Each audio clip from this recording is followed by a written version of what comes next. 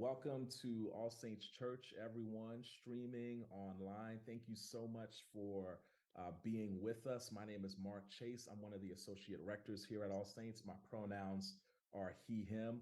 We have an incredible panel this morning. Y'all are in for a real treat. We've got some incredible folks who are joining us today right here from our local area. I'm going to allow the amazing Julianne Hines to introduce them in just a moment as we begin our celebration and our centering of AAPI heritage. This morning is going to be an incredible time. Can't wait for y'all to experience it. And this morning comes with, again, a pivot as we are doing this in a webinar format. And if you've been tracking with us here at All Saints this week, you're noticing that we've been carrying heavily the cost of discipleship. We've gotten a bomb threat. We've gotten a threat to the physical safety of one or more of our pastors. And we've gotten a specific threat to our siblings in the LGBTQ community. So we've been carrying this week the cost of discipleship and the cost of advocacy and the cost of what it means to truly be a liberative and a space that is about radical inclusion. That's one of our 4 core values, and we've been carrying the cost of that. And lo and behold, still in 2023, there are people who don't like those things. And there are people who oppose those things so strongly that they will resort to threats of physical violence. So while we are boldly still embodying our value of radical inclusivity, and while we will not back down, and while we will not change and pivot away from those values, and as our rector Mike Kinman said a few days ago, there is no force in hell that could make us do that. Out of an abundance of caution, we also are being wise in keeping ourselves safe as best as we possibly can. And one of the ways that we're doing that is this conversation was scheduled to be live in person in the forum, and that is the reason we have pivoted to a webinar format. And this webinar will also be recorded, and we'll have it available on our website and our other streaming platforms on YouTube as well. But thank y'all so much for joining us via this platform. Thank you so much for being a part of the All Saints community, and thank you so much for helping us embody radical inclusivity, a value that we will never, ever move from. Amen. All right, it's a webinar, so I can't see everyone who's saying amen, but I feel the amens coming back at me. So without any further ado, I'm going to press the record button. Recording in progress. I'm going to pass it over to Julianne Hines, who will lead us from this moment forward. Thank you, Julianne. Good morning. Thank you so much, Chase. Just welcome everybody. It's such a pleasure and an honor to be with you all here today. And just as some of you know, we have really, several of us who are members of the AAPI community here at All Saints have been gathering over the last year and really thinking about how we want to include the broader congregation at All Saints in our stories and in our experiences. And part of that, as we have, sorry, I'm silencing my phone, as we have been going along, is really really wanting to explore with the greater congregation this idea of the myth of the monolith, right? Of thinking of the AAPI community as a whole. Also a little bit about thinking of us as just from the countries where our ancestors come from, and not as Asian Americans, as Pacific Islander Americans and our experience here. But it all comes together for us, right? It's all part of a whole. And so one of the first steps we wanted to really be able to take into that space is to bring a couple of really amazing speakers here with you today, partners in the movement, and focus on our Filipino American community and upon how the United States is really interacting with the Philippines at this moment in time, and historically, quite frankly. So we are so pleased to have with us today Dr. Joy Salas, who comes to us as an assistant professor of Asian American Studies at Cal State L.A. She studies social movements, migration. I had put my glasses on. I'm sorry, this is too small. Labor, race, and diaspora, specifically the history of radical activism in the Filipino American community, including the movement against dictator Ferdinand E. Marcos and the leadership of Filipinos in the United Farm Workers. So really broad. Her work is also informed by her involvement in Gabriela, an alliance of progressive organizations in the Philippines and around the world, dedicated to the rights and liberation of Filipino women and the LGBTQ communities. We also have with us today Adine Tayag. She is an LA-based Filipino immigrant and community organizer. She organizes alongside migrant and working class families with over 8 years in progressive campaigns for immigrant rights, women's issues, and workers' rights. Her professional background is in issue advocacy and campaign strategy. And just over the last few years, conversations with working class Filipinos have pushed her to want to help close the information gap for Filipino Americans and immigrants.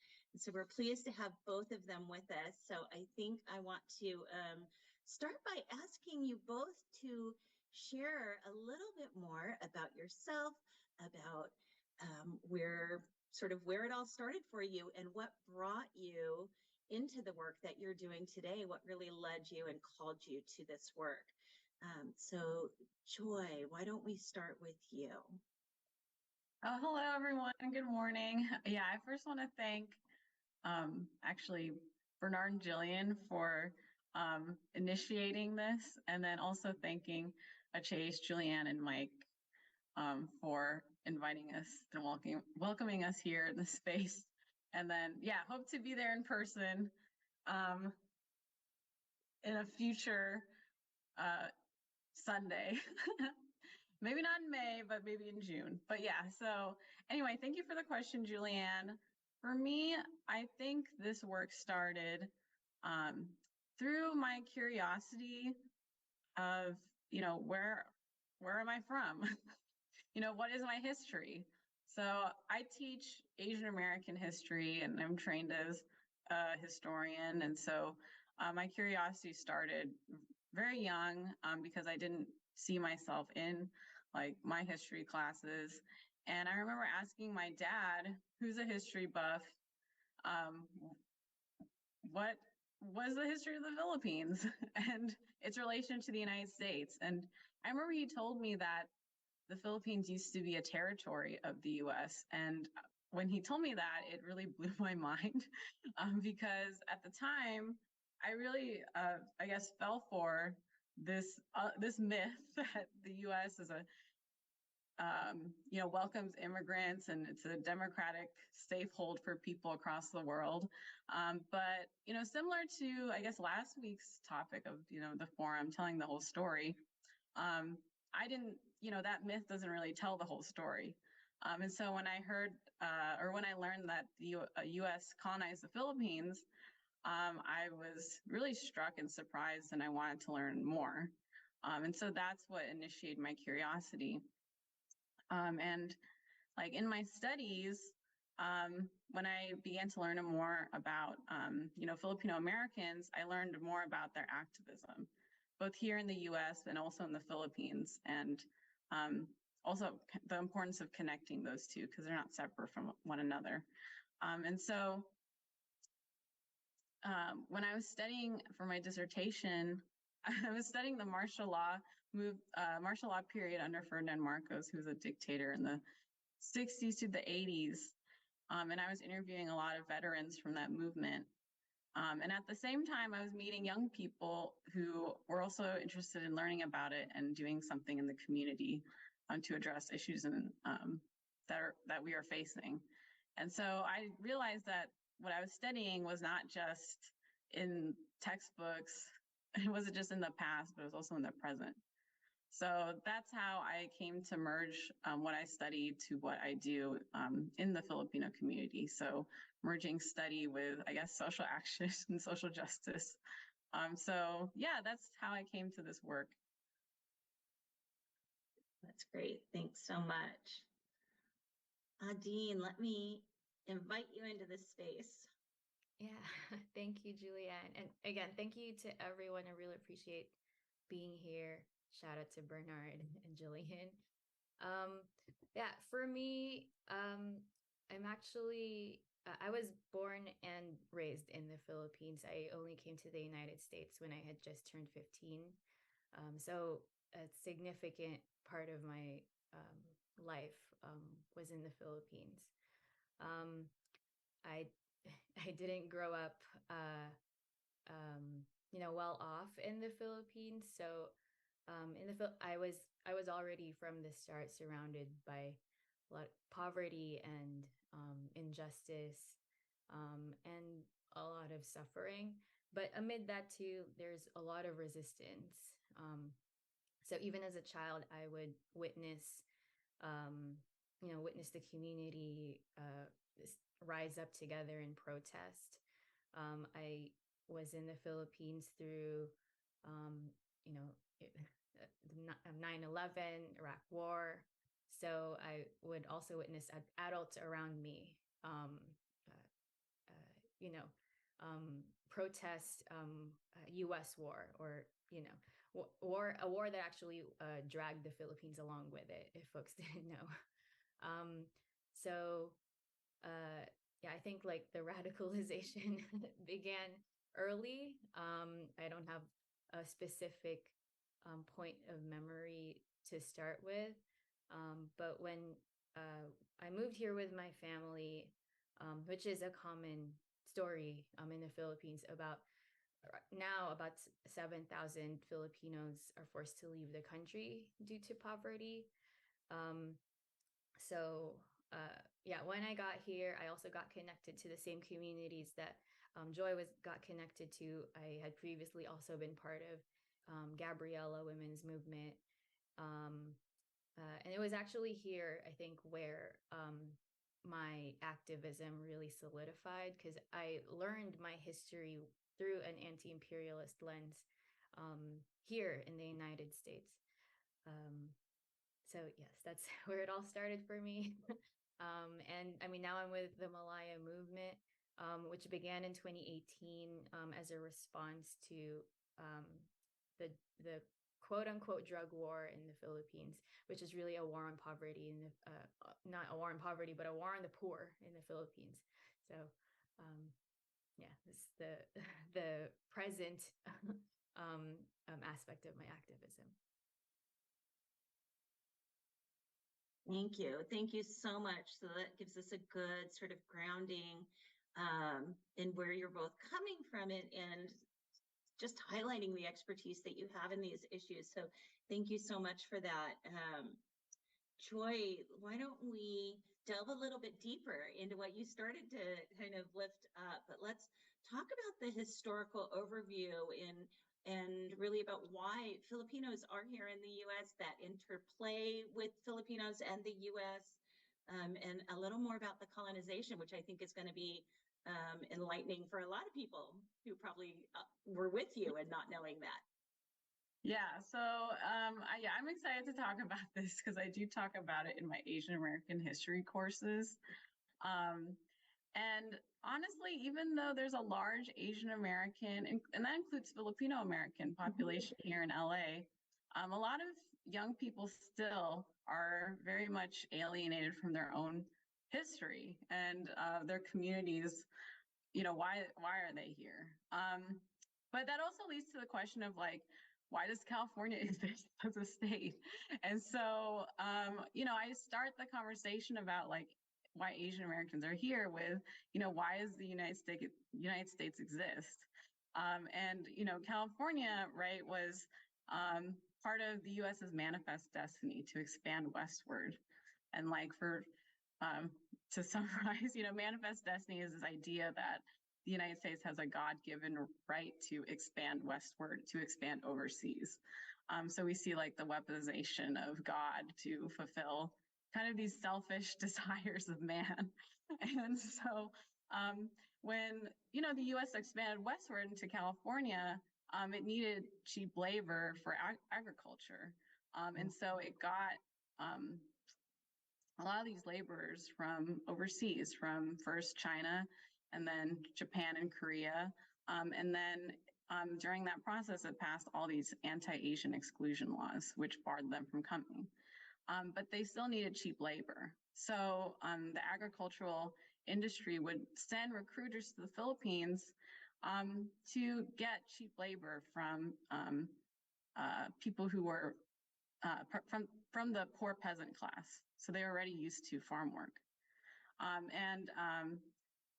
These Filipinos, you know, this was actually, it was convenient for the US because the Philippines had already been colonized by it in 1898 through a very violent war called the Filipino American War and the Spanish American War. So that's when the US also acquired Puerto Rico and Guam and Cuba. And so like when the labor recruiters went to the Philippines, there were no restrictions on Filipinos to come to the US because they were actually colonial subjects. So the Filipinos could come in droves from the Philippines, from these regions like the Ilocos, for example, where there was a lot of landlessness and a lot of land was concentrated in the hands of really wealthy people, but the majority didn't have land. And so they would have to migrate abroad to find some type of livelihood. And so that's how a lot of them ended up in California, in Hawaii, and Washington. And yeah, so that's why Filipinos ended up here. But also like those Filipino farm workers endured some of the most horrible working conditions alongside also Mexican farm workers and also Japanese farm workers. And so what ended up happening was that Filipinos started to fight for their rights and started to form their own unions and started to go on strikes. And I guess one of the most famous strikes in US history is the Delano Grape Strike of '65. A lot of people remember it is led by Cesar Chavez, but it was also led by Larry Itliong, who was part of that wave of migration I talked about. And he came here when he was a teenager. And so, yeah, Filipinos were part of some of the most incredible labor boycotts in US history, as well as, you know, why does the term Asian American even exist?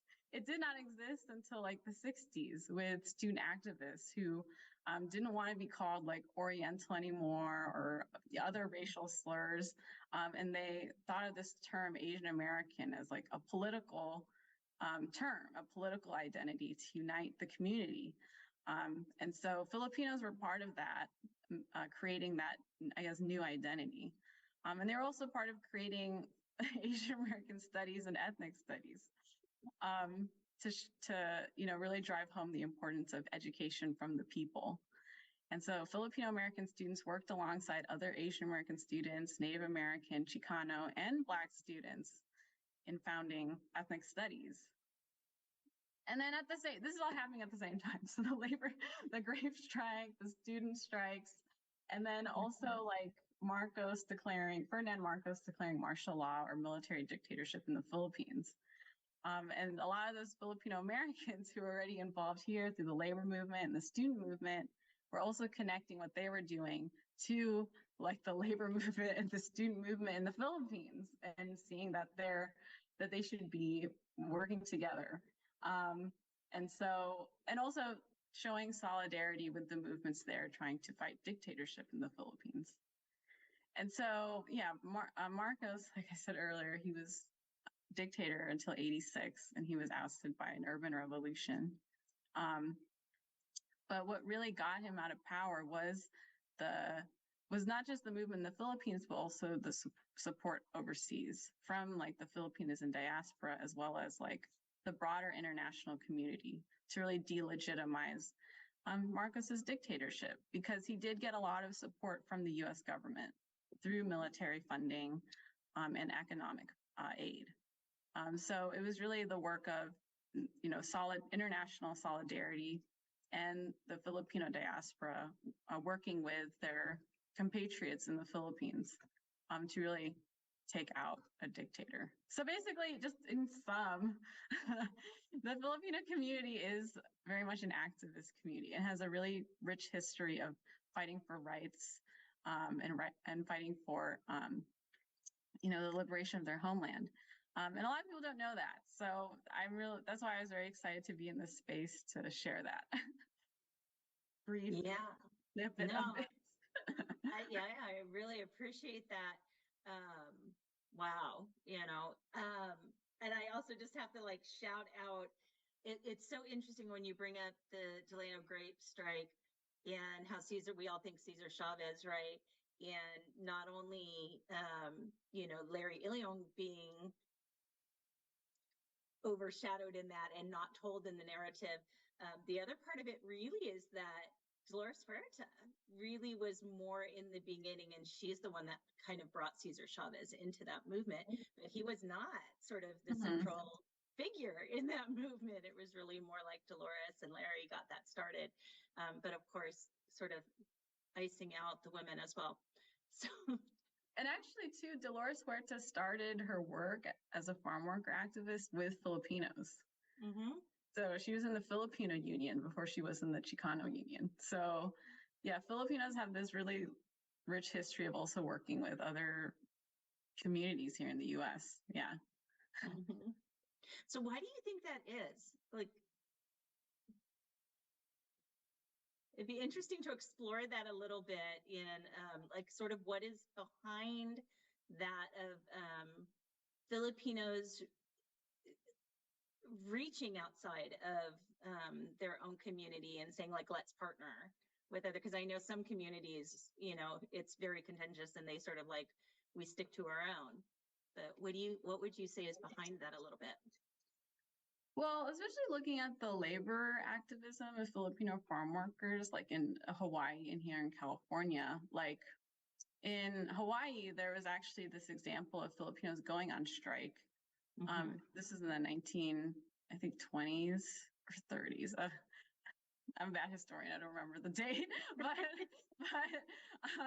the Filipinos did go on strike for better wages, and they actually got massacred by the police. And it's called the Henepepe Massacre. And what union organizers learned from that is that they can't just do an action on by themselves. They actually have to work with other workers to really make a statement so that they couldn't be repressed like that so violently. So after that, what they learned was they had to reach out to like the Japanese farm workers to do this multi-ethnic, working class strike. And an argument is that they brought that idea with them over to California because a lot of them migrated to California because it was told to them by like the labor recruiters in California that they paid better, which they didn't. But yeah, so like they brought that idea here of trying to build solidarity across different lines of ethnicity and race. So, one could argue that when it came to the Delano grape strike in '65, and they reached out to the Chicanos, like Filipinos already had that practice of building solidarity with other communities because they knew that if they didn't, they themselves would face a lot of violence. And so working together with others was the smart move in terms of, we're all suffering under this exploitation by our bosses. So we might as well work together. Amen. Amen. We need to remember that today. So Adine, I'd love to invite you in, and could you really bring us up to date with where we are now? Sort of what is the current situation in the Philippines, and sort of what is the U.S. interaction, particularly when we're talking about the U.S. military? Yeah. Again, speak for hours about this, but we'll try to keep it short. So as Joy mentioned, a big part of Philippine history is partly defined by the dictatorship, the Marcos dictatorship, that lasted 21 years in the Philippines. And the ouster of that, the people's movement that rose up to oust the family. But now the family is back. So the Marcos family is back in the presidential palace, this time occupied by the son of the late dictator, Marcos Jr., literally Ferdinand Marcos Jr. Which the elections, by the way, were riddled with fraud. But in the interest of the United States, keeping friends with the current political elite in the Philippines, the Biden administration is actually really going out of its way to court the Marcos administration. So much so, both Biden and President Biden and Vice President Kamala Harris and top officials in the United States have visited the Philippines and met with their counterparts directly. So now the Philippines is actually the biggest recipient of aid in the Pacific region, the Asia Pacific region. Not counting like the rest of Asia, not counting South Korea or Japan, but in that specific region in the Pacific, the Philippines is the biggest recipient of U.S. military and security aid. Despite the record of just violations of human rights and war crimes in the Philippines. Right now, actually, the president just visited. I think he just left. It's May 7. He was here for a stint. He was here from May 1 to May 4 to really solidify both economic and military deals with the United States. And again, this is despite the fraudulent elections, despite so a long list of things. The Marcos family is actually in contempt of U.S. court currently and has been for decades, because the U.S. court found them guilty to, have guilty of committing, crimes against humanity under the military dictatorship. So they're actually in contempt of a $353 million court order that's supposed to be given to the survivors and the families of those who perished under martial law. But now that he's president, he has diplomatic immunity despite that contempt order, despite being found guilty, despite his family actually being found guilty of killing Filipino American activists on U.S. soil back in the 80s. That's a bit of the current situation. We're seeing a repeat of history, and on the other side of that, also a repeat of history of the resistance and the activism of the Filipino community. Yes, that's the short of it. We are pumping military aid to the Philippines despite war crimes going on in the Philippines. Yeah, it just, as I'm hearing you talk about this, it makes me think so much of our political leaders in without going on too much of a tangent, even just thinking about, like, yes, we can have political leaders, say like here in the United States, who do a lot of good things and we believe in a lot of good things, and they have to be held accountable because they're also doing things on the other side that are really painful and detrimental and just horrible to our communities. I think about during World War II. You know, I'm Japanese. My mother was born in a Japanese internment camp. And here we think of Franklin Delano Roosevelt as this amazing president who started, you know, the New Deal and did so much good things for poor people in this country. And yet he signed the executive order that sent my family to basically prison with no recourse. And so, yeah, it's that holding of our elected leaders that we can agree with them on a lot, and it doesn't mean that they're not subject to doing really atrocious things that they have to be held accountable for. And so with that, can we really pivot to the PHRA? And can you share for our All Saints family, really what is the PHRA? How did that come about? Where is it at right now? And how do we support it? Yeah, thank you. So the PHRA, or the Philippine Human Rights Act, it's legislation that is currently introduced in the House of Representatives in the U.S. Congress. It really started, well, it was years of working up to this particular legislation, but it was introduced, I believe, for the first time back in 2020. And the long story, the summary of the PHRA, it's supposed to, if passed, it's supposed to suspend all security funding to the Philippines up until some specific and basic human rights standards are met by the Philippine government. So things like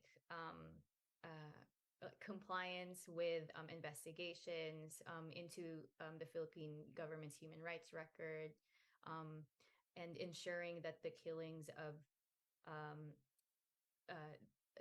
the regular order targets of the Philippine government are activists, particularly labor activists, journalists, LGBTQ rights activists, indigenous folks, and farmers. And the legislation also demands the prosecution of specific members of the Philippine military and police who are found to commit these human rights violations or war crimes.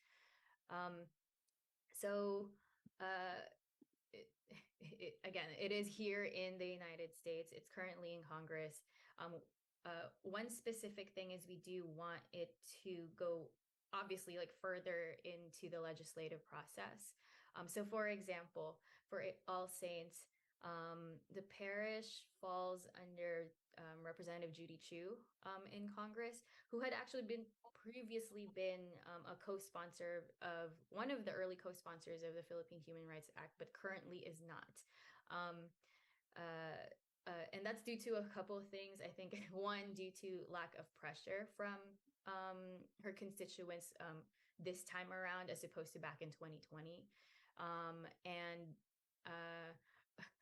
I'll visit the parish so that we can talk more about it, but geopolitical issues that concern the Philippines and the United States and China.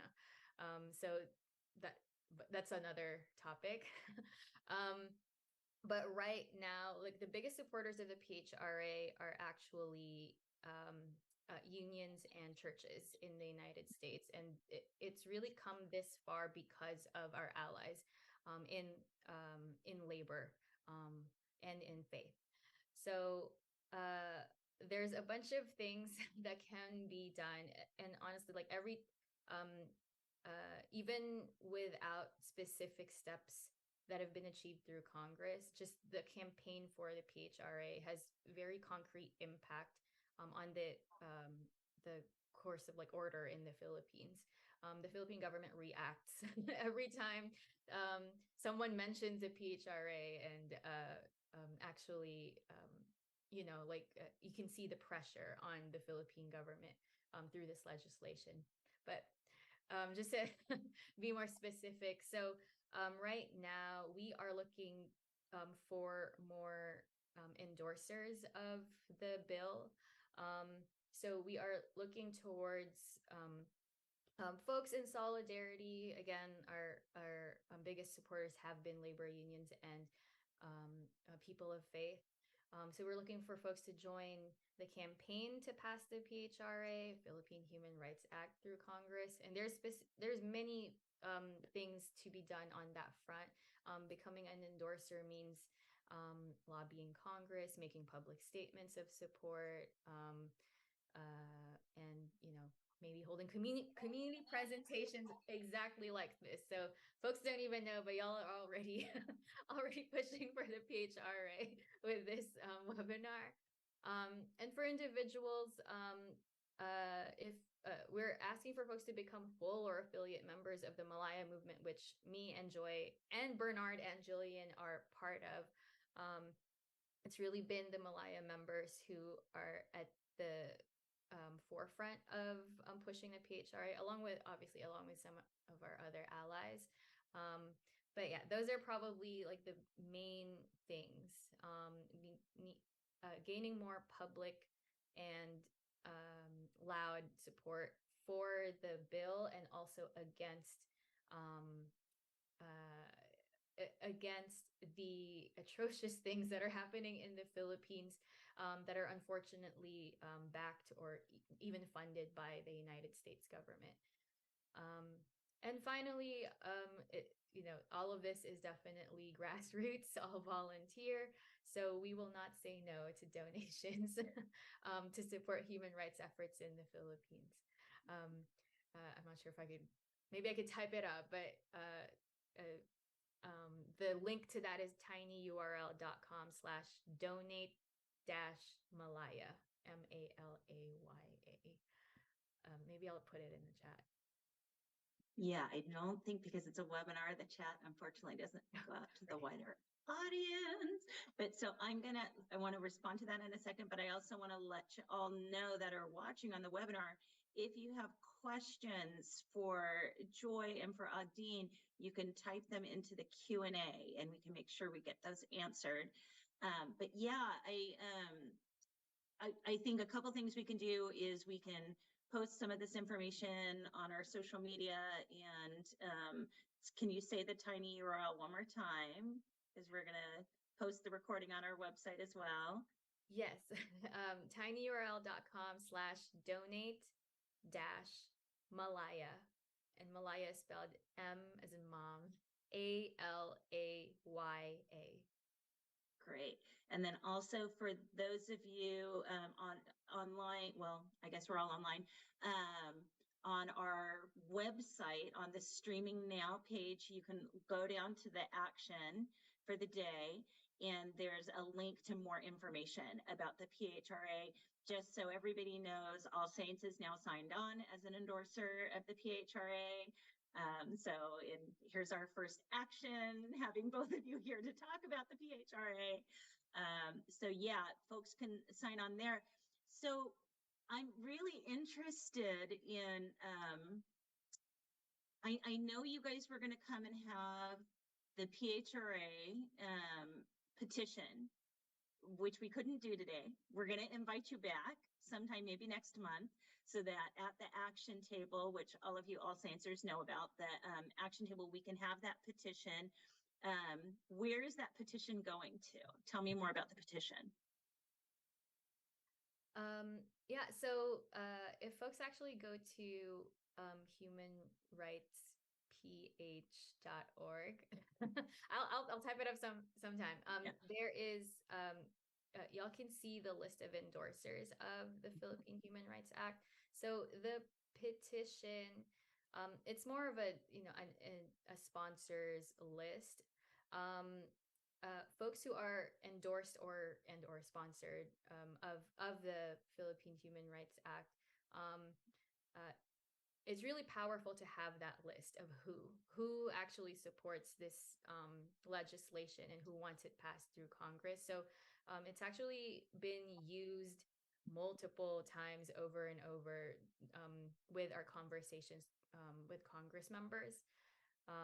So yeah, the names of our endorsers are repeatedly thrown at Congress members, and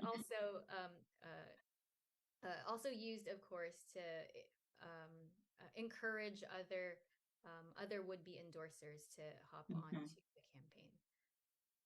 Great. Yeah, and that is the humanrights.ph.org. That is the link that's linked on our website. So if you all want to go see more information about that, go to the link on the action item on the streaming page for All Saints.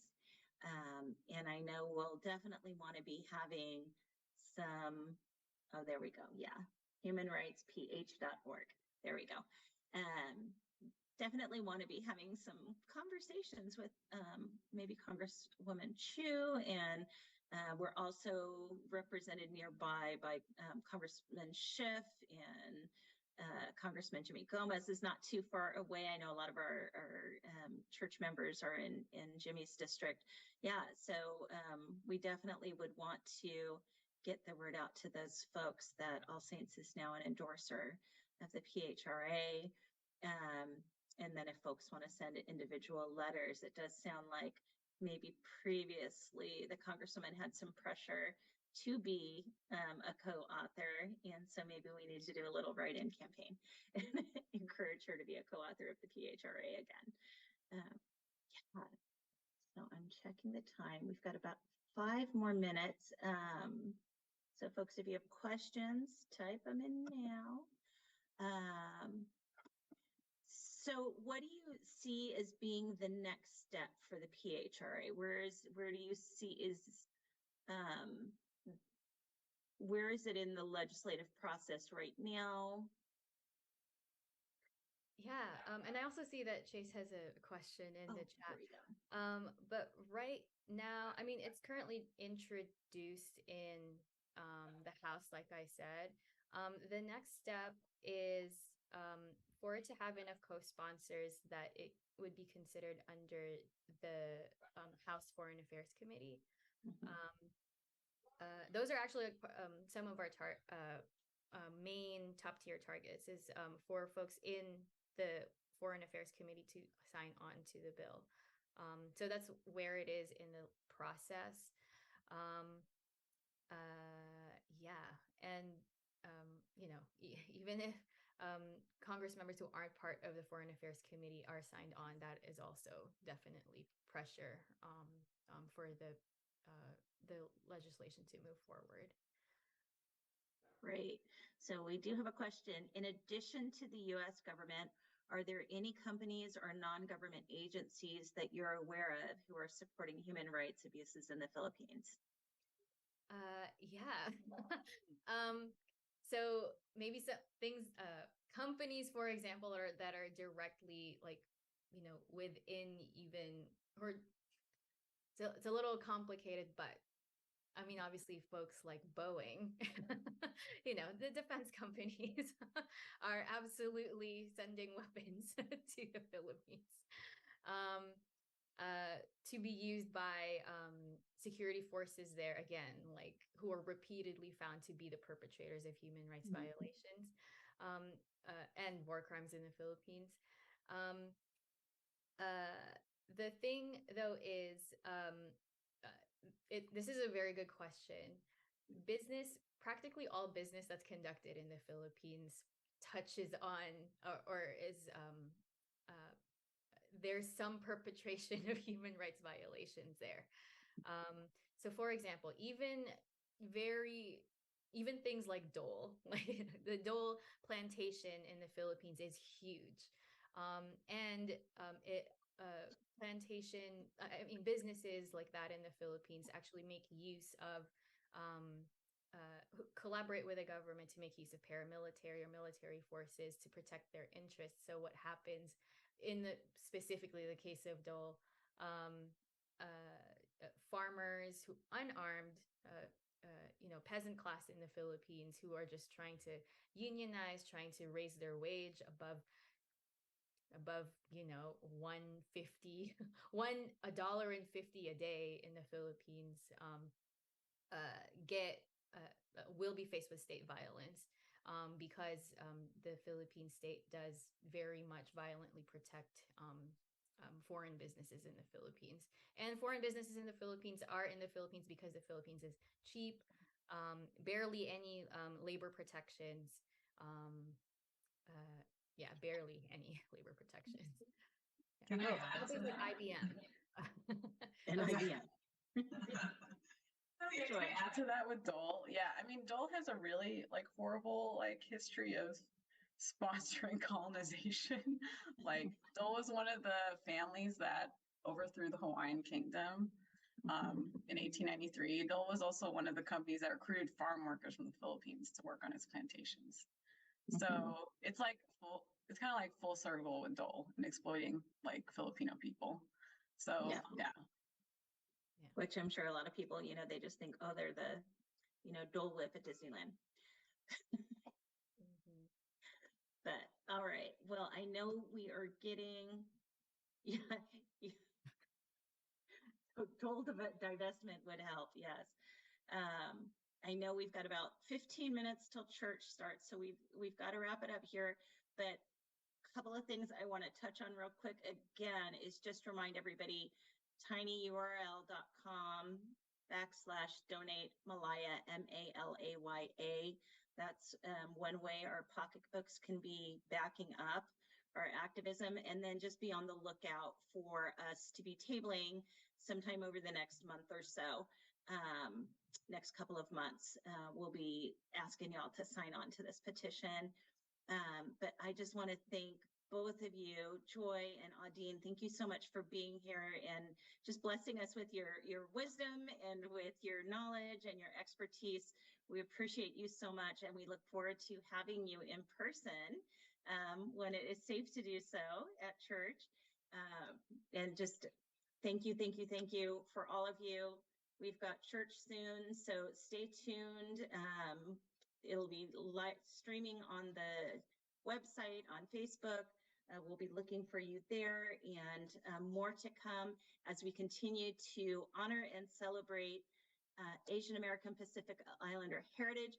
I also want to do a shout out to Bernard and Jillian Garcia, who have been so instrumental in helping to bring Dr. Salas and Adine here with us today, and just helping us with speakers and the forum, and to the whole AAPI community at All Saints.